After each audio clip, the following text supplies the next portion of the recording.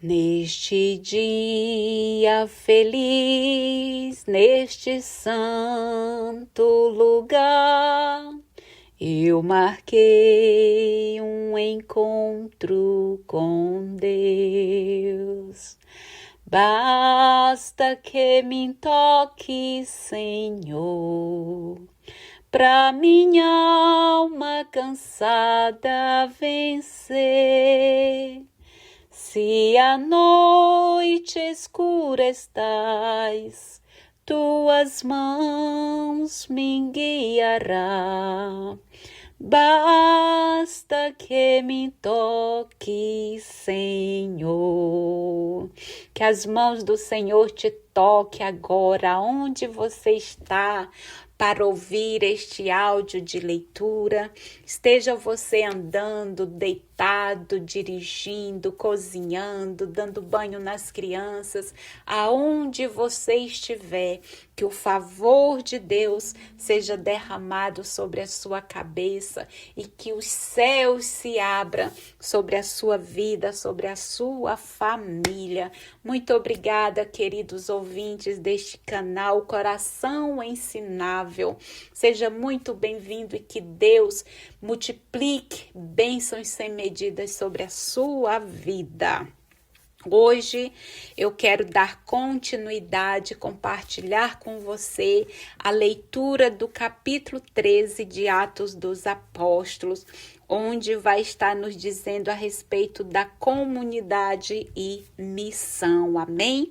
E diz assim no versículo 1 do capítulo 13, de Atos dos Apóstolos. Lembrando que Atos dos Apóstolos foi escrito por Lucas, que foi ele que, como médico, acompanhou toda a trajetória de Saulo, que passou a ser Paulo, né?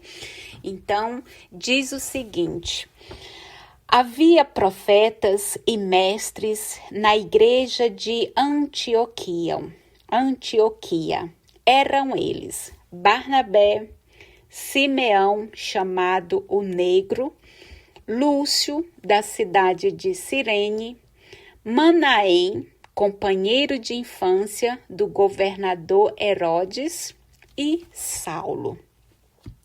Certo dia, eles estavam fazendo uma reunião com jejum, e o Espírito Santo disse: separem para mim Barnabé e Saulo. Certo dia, eles estavam fazendo uma reunião litúrgica com jejum. E o Espírito Santo disse: separem para mim Barnabé e Saulo, a fim de fazerem o trabalho para o qual eu os chamei. Então eles jejuaram e oraram. Depois impuseram as mãos sobre Barnabé e Saulo e se despediram deles. Versículo 4. O Evangelho vence a magia. O Evangelho vence a magia. Enviados pelo Espírito Santo, Barnabé e Saulo desceram a Seleucia e daí navegaram para Chipre. Quando chegaram a Salamina, começaram a anunciar a palavra de Deus nas sinagogas dos judeus, tendo João como ajudante. Atravessaram toda a ilha até Pafos e aí encontraram um judeu, mago e falso profeta, que se chamava Bar-Jesus. Este se encontrava na casa do procônsul Sérgio Paulo, homem de bom critério, que mandou chamar Barnabé e Saulo, pois desejava escutar a palavra de Deus.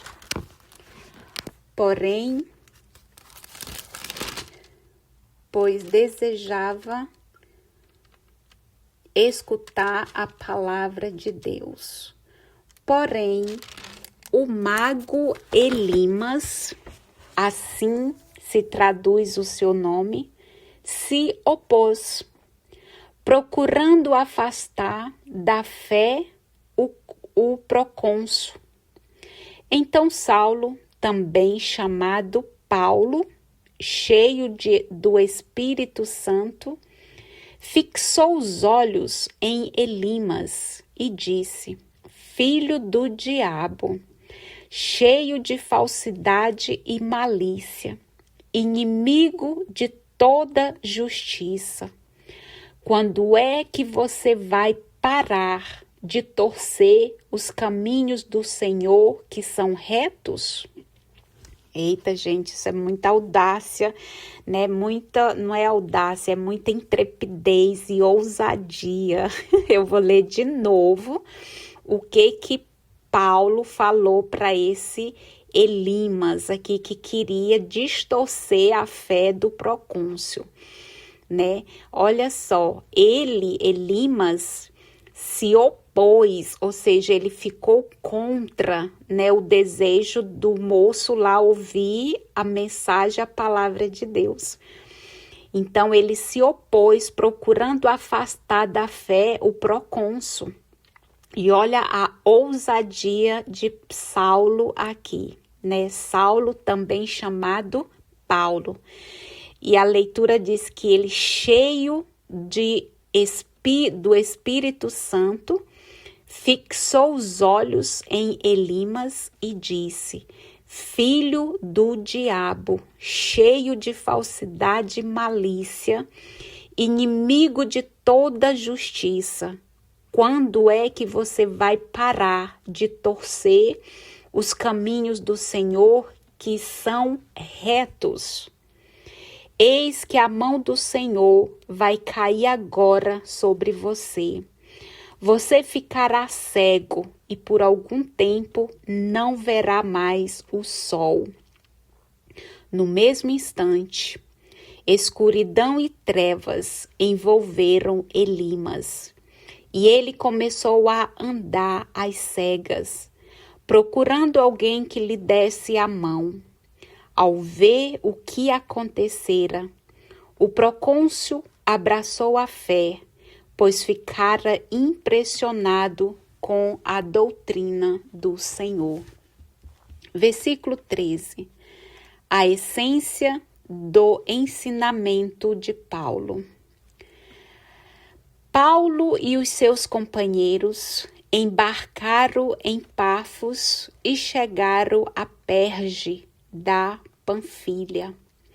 João, porém, separou-se do grupo e voltou para Jerusalém. Barnabé e Paulo partiram de Perge e chegaram a Antioquia da Psídia. No sábado, entraram na sinagoga e sentaram-se. Depois da leitura da lei e dos profetas, os chefes da sinagoga mandaram dizer a eles: Irmãos, se vocês têm alguma palavra de encorajamento para o povo, podem falar. Paulo então levantou-se, fez sinal com a mão e disse: Homens de Israel, e vocês que temem a Deus, escutem. O Deus deste povo, o Deus de Israel, escolheu nossos antepassados e multiplicou o povo durante seu exílio na terra do Egito. Depois, ele os tirou daí com braço poderoso. E durante mais ou menos 40 anos, cercou-os de cuidados no deserto. Destruiu 7 nações na terra de Canaã e deu a eles a posse do território delas. Por 450 anos aproximadamente. Depois disso, lhes concedeu juízes até o profeta Samuel. Em seguida, eles pediram um rei, e Deus concedeu-lhes Saul, filho de Cis, da tribo de Benjamim, que reinou durante 40 anos. Após depor Saul da realeza, ou seja, depois de tirar Saul da realeza, Deus suscitou para eles o rei Davi, do qual prestou o seguinte testemunho: encontrei Davi, filho de Jessé, homem segundo o meu coração.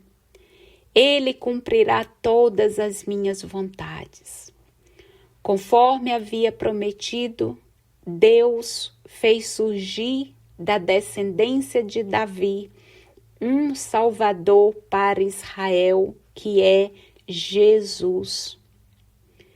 E João, o precursor, havia preparado a chegada de Jesus, pregando a todo o povo de Israel um batismo de arrependimento. Estando para terminar a sua missão, João declarou: não sou aquele que vocês pensam que eu seja. Vejam, depois de mim é que vem aquele do qual não mereço sequer desamarrar as sandálias. Irmãos, descendentes de Abraão, e não judeus que adoram a Deus, esta mensagem de salvação foi enviada para nós, porque os habitantes de Jerusalém e seus chefes não reconheceram a Jesus e, ao condená-lo, cumpriram as profecias que são lidas aos sábados. Embora não encontrassem nenhum motivo para condenar Jesus à morte, pediram a Pilato que ele fosse morto. Depois de fazerem tudo o que a Escritura diz a respeito de Jesus, eles o tiraram da cruz e o puseram num túmulo. Mas Deus ressuscitou dos mortos, e durante muitos dias ele apareceu àqueles que o acompanharam da Galileia para Jerusalém. Agora, eles são testemunhas de Jesus diante do povo. Nós anunciamos a vocês este evangelho, a promessa que Deus fez aos antepassados. Ele a cumpriu plenamente para nós, seus filhos, quando ressuscitou Jesus, como está escrito no 2º Salmo. Você é o meu filho, eu hoje o gerei. Deus ressuscitou Jesus dos mortos para que nunca voltasse à corrupção. Isso ele o disse desta maneira: cumprirei para vocês a promessa fiel que fiz a Davi. Por isso diz também em outro lugar: não permitirás que o teu fiel conheça a corrupção. Ora, tendo cumprido a missão que Deus lhe dera para a sua época, Davi morreu, foi para junto dos seus pais e conheceu a corrupção. Mas aquele que Deus ressuscitou não conheceu a corrupção. Portanto, fiquem sabendo bem, irmãos, que por meio dele é anunciado a vocês o perdão dos pecados. E por meio dele todo aquele que acredita é justificado de todas as coisas que vocês não puderam ser justificados pela lei de Moisés. Eu vou ler novamente esse versículo bem aqui, 37, porque ele é muito poderoso para a nossa vida, amados. Isso aqui é para nós hoje. Olha o que Paulo está falando aqui para a igreja. Mas aquele que Deus ressuscitou, quem que Deus ressuscitou? Jesus. Aqui está falando de Jesus, o nosso Senhor. Mas aquele que Deus ressuscitou não conheceu a corrupção. Portanto, fiquem sabendo bem, irmãos, que por meio dele é anunciado a vocês o perdão dos pecados. E por meio dele, todo aquele que acredita é justificado de todas as coisas de que vocês não puderam ser justificados pela lei de Moisés. Portanto, tenham cuidado para que não aconteça a vocês o que os profetas disseram. Olhem, desprezadores, se admirem e desapareçam, porque nos dias de vocês vou realizar uma coisa que vocês não acreditariam se lhes fossem contada. Ao saírem, Paulo e Barnabé foram convidados a continuar falando sobre o mesmo assunto no sábado seguinte. Depois que terminou a reunião, muitos judeus e outras pessoas convertidas ao judaísmo seguiram Paulo e Barnabé. Os dois conversavam com essas pessoas e insistiam para que continuassem fiéis à graça de Deus. Versículo 44. Palavra e conversão. No sábado seguinte, quase toda a cidade se reuniu para ouvir a palavra de Deus. Quando os judeus viram aquela multidão, ficaram cheios de inveja e com blasfêmias se opunham ao que Paulo dizia. Então, com mais coragem ainda, Paulo e Barnabé declararam: era preciso anunciar a palavra de Deus, em primeiro lugar para vocês, que são judeus. Porém, como vocês a rejeitam e não se julgam dignos da vida eterna, saibam que nós vamos dedicar-nos aos pagãos, porque é esta a ordem que o Senhor nos deu. Eu coloquei você como luz para as nações, para que leve a salvação até aos extremos da terra. Vou ler de novo, porque isso é para mim e para você. Olha o que Paulo está dizendo aqui. Era preciso anunciar a palavra de Deus em primeiro lugar para vocês que são judeus. Porém, como vocês a rejeitaram e não se julgam dignos da vida eterna, saibam que nós vamos dedicar-nos aos pagãos, porque é esta a ordem que o Senhor nos deu. Eu coloquei você como luz para as nações, para que leve a salvação até aos extremos da terra. Aleluia! Eu coloquei você como luz para as nações, para que leve a salvação até aos extremos da terra. Aleluia! Os pagãos ficaram muito contentes quando ouviram isso e começaram a elogiar a palavra do Senhor. E todos os que estavam destinados à vida eterna abraçaram a fé. Desse modo, a palavra do Senhor se espalhava por toda a região.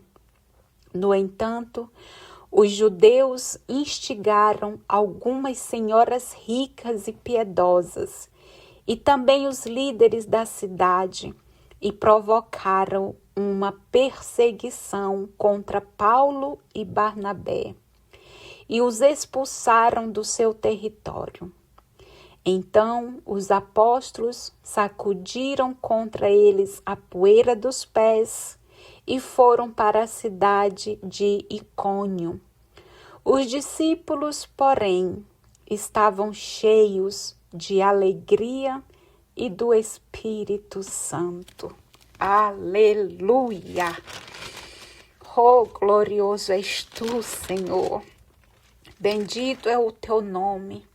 Ó, minha alma, bendiga ao Senhor e não te esqueça de coisa alguma. Aleluia, aleluia. Glória a Deus. Aqui, meus queridos, eu finalizo a leitura do capítulo 13 de Atos dos Apóstolos. É uma leitura um pouco extensa, mas é muito poderosa, rica, edificante, que glorifica o nome do Senhor. E como de sempre, eu gosto de comentar o que eu li e o que você ouviu. E o que o Espírito Santo vem nos dar revelação desta palavra, amém?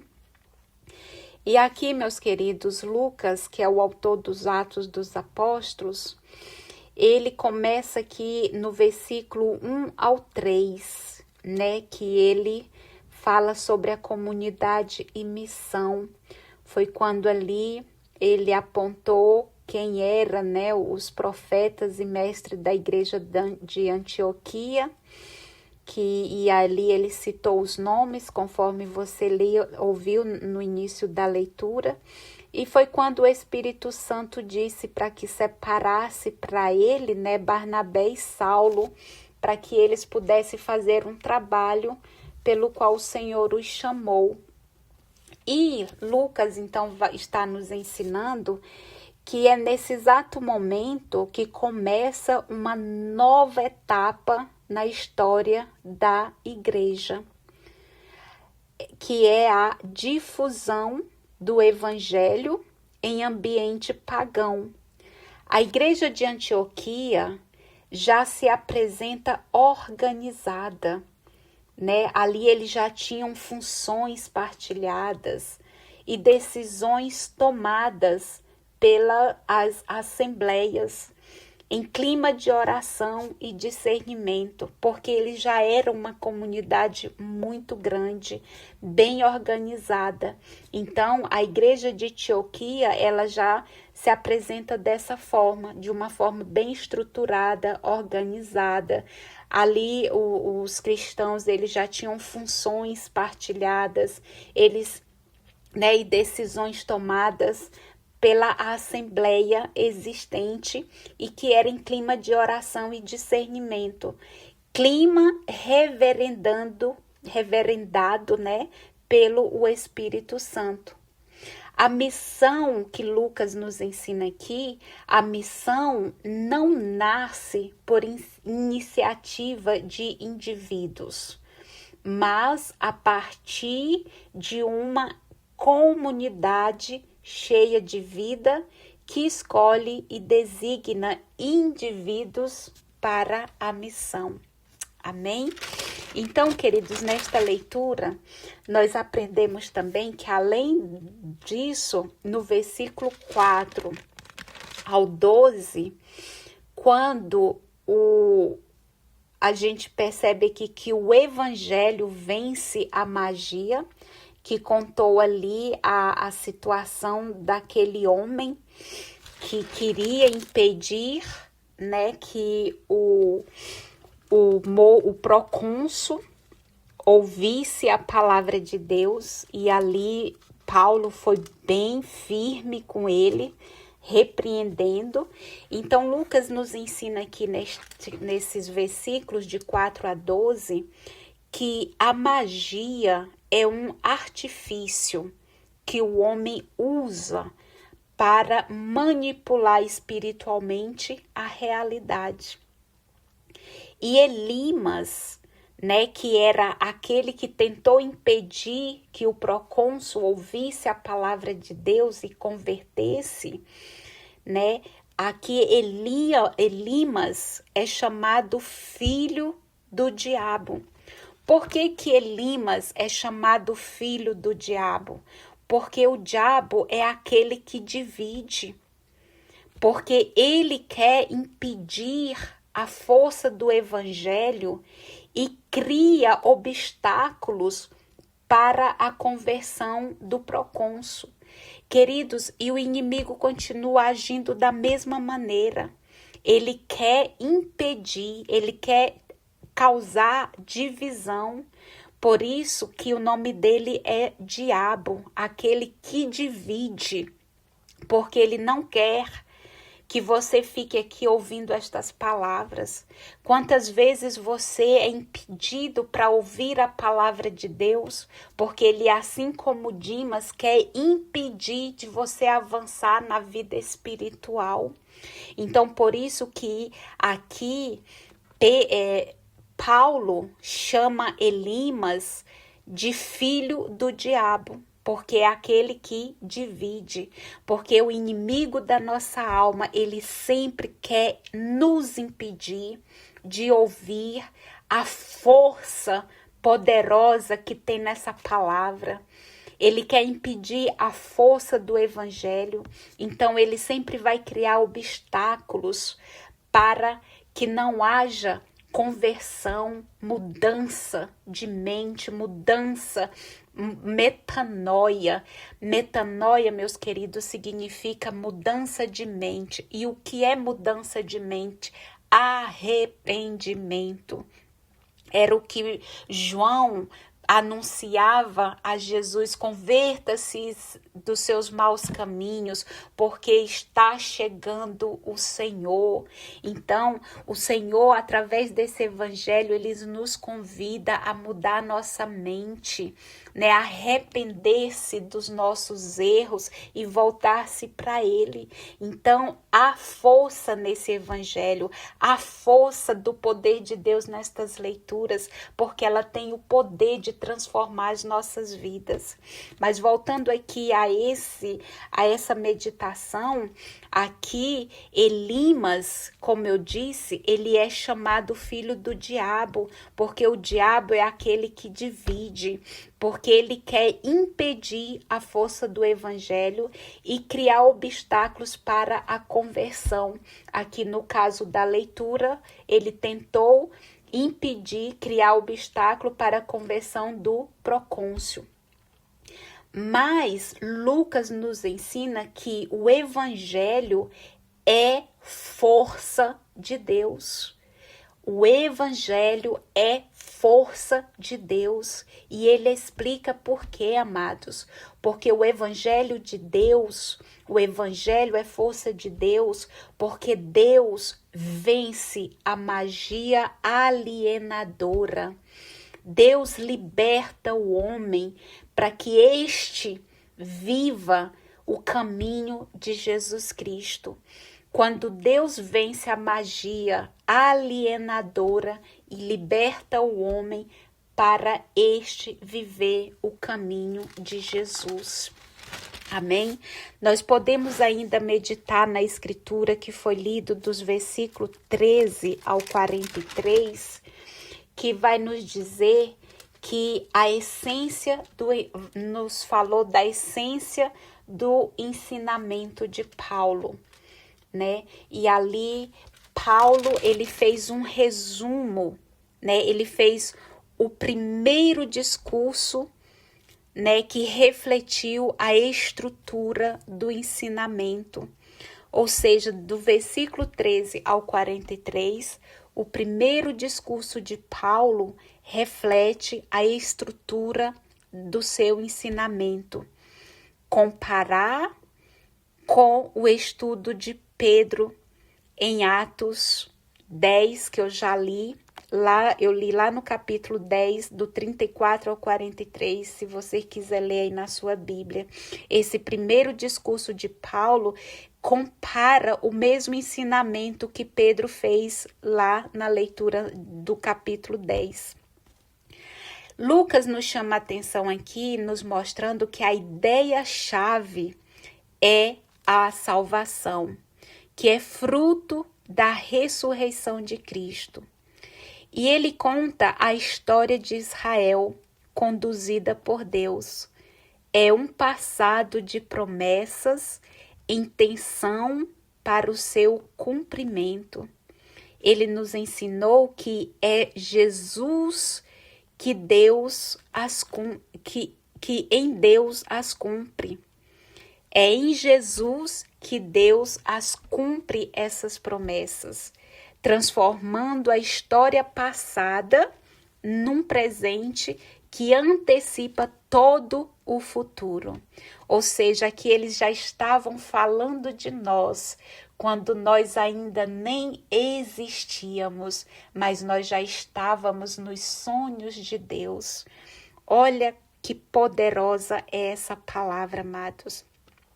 A ideia-chave é a salvação. O Senhor já tinha a salvação em mente para todos, né? E é o fruto da ressurreição de Cristo. Foi por causa que Jesus morreu e ressuscitou. Isso foi o fruto da ressurreição de Cristo. Paulo contou ali a história de Israel conduzida por Deus, que foi um passado de promessas em tensão para o seu cumprimento. E Lucas está nos dizendo que é em Jesus que Deus as cumpre, transformando a história passada num presente que antecipa todo o futuro. Então, amados, embora conhecendo as promessas, as autoridades de Israel rejeitaram Jesus e o mataram. Deus, porém, o ressuscitou, tornando-o Salvador de todos nós. O Senhor Deus tornou nosso Senhor Jesus o Salvador de todos os homens. E é exatamente o que as Escrituras anunciaram aos apóstolos e hoje anunciam para nós. E como os apóstolos foram testemunhas, nós também somos testemunhas porque cremos nesta palavra.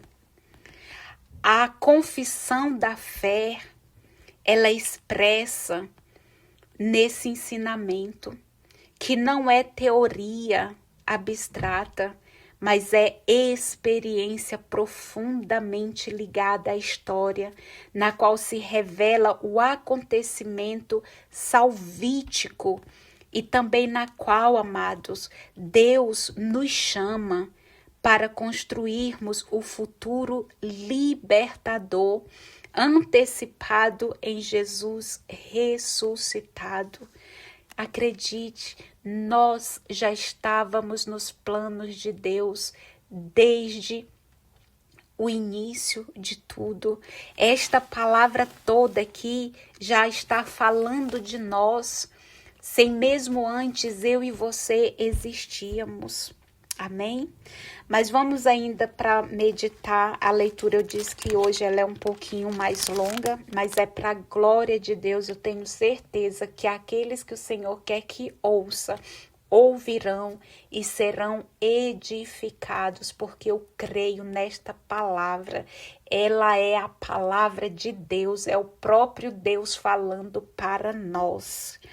Então, amados, do versículo 44 ao 52, onde Paulo, né, onde o em Atos dos Apóstolos falou sobre palavra e conversão.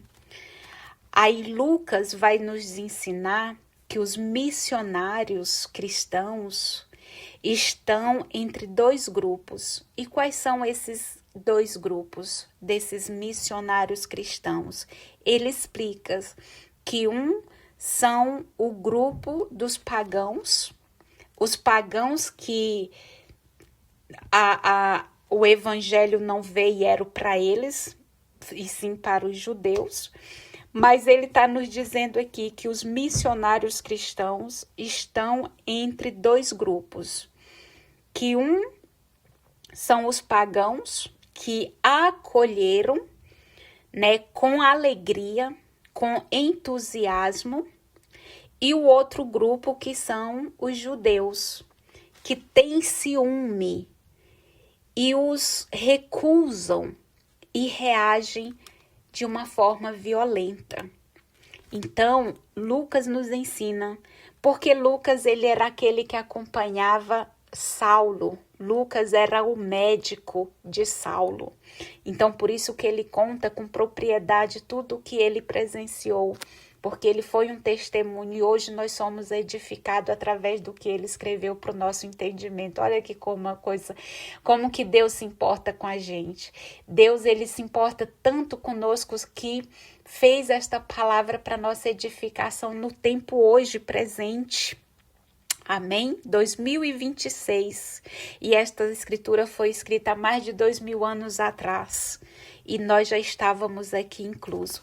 Então, como eu digo, os missionários cristãos, eles estavam, então, entre esses dois grupos, que eram os dos pagãos, que o acolheram com entusiasmo, com alegria, e o outro grupo que são os judeus, que tiveram ciúme e recusaram, né?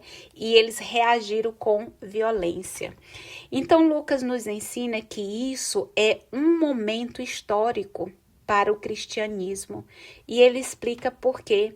Porque a passagem do mundo judaico para o mundo dos pagãos foi exatamente nesse momento.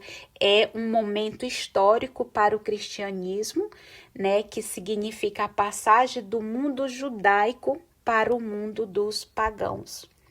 E a espada de dois gumes que divide o grupo não é mais a lei, mas é a palavra de Deus. A lei e a palavra de Deus. Ele usa esse argumento e a espada de dois gumes que divide os grupos não é mais a lei, mas a palavra de Deus. Isto quer dizer o quê? Que o anúncio da salvação, este exige ser acolhido para que possa introduzir os homens na vida inaugurada por Jesus ressuscitado. Olha que coisa poderosa, meu Deus, Deus é lindo demais, né? O anúncio da salvação, este exige ser acolhido para que possa introduzir os homens na vida inaugurada por Jesus ressuscitado. Então, Lucas fecha essa leitura nos dando esse entendimento que a experiência cristã, a nossa experiência que cremos em Deus, amados, não é apenas uma variante reformista do judaísmo, vai muito além. E é por isso que o Espírito Santo de Deus está aqui nos ensinando, nos ajudando a vencer, a crescer na palavra de Deus. Continue aqui ouvindo estas leituras, meditando no que está escrito, acompanhando aí na sua Bíblia, porque a Bíblia, ela embora que esteja como é que chama? Edições diferentes, mas a essência da palavra ela tem que ser a mesma, porque o Senhor diz que ai daqueles que acrescentar ou retirar uma vírgula seja anátema. Longe de mim que isso venha acontecer, por isso que eu leio com com fidelidade, com temor ao meu Deus. E aqui eu quero te agradecer pela sua companhia.